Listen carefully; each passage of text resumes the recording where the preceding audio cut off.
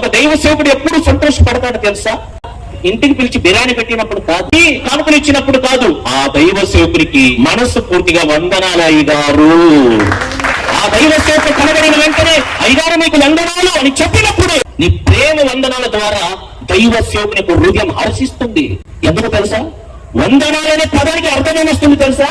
నేను మిమ్మల్ని గౌరవిస్తున్నాను, నేను మిమ్మల్ని ప్రేమిస్తున్నాను, నేను మీకు రెస్పెక్ట్ ఇస్తున్నాను, నేను మీకు మర్యాద ఇస్తున్నాను, నేను మిమ్మల్ని సన్మానిస్తున్నాను. కాబట్టి అయ్యగారు మీకు వందనాలు, పాస్టర్ గారు మీకు వందనాలు, పెద్దయ్య గారు మీకు వందనాలు, అయ్యగారు మీకు నమస్తే, ఆపో ధన్యవాద్, ఆపో శుక్రియా. స్కూల్ వెళ్ళినప్పుడు టీచర్ని చూసామంటాను, good morning teacher, good morning sir. స్కూల్లోనే మీకు నేర్పించినప్పుడు దేవుని బిడ్డలు ఉండి ఒక్కరి ఒక్కరు మనం చూసినప్పుడు ఎందుకు గౌరవించుకోకూడదు? ఎందుకు వందనాలు చెప్పకూడదు? ఆక్సాలు మనం నేర్చుకోవాల్సినటువంటి పాఠం ఏమంటే తగ్గింపు స్వభావము.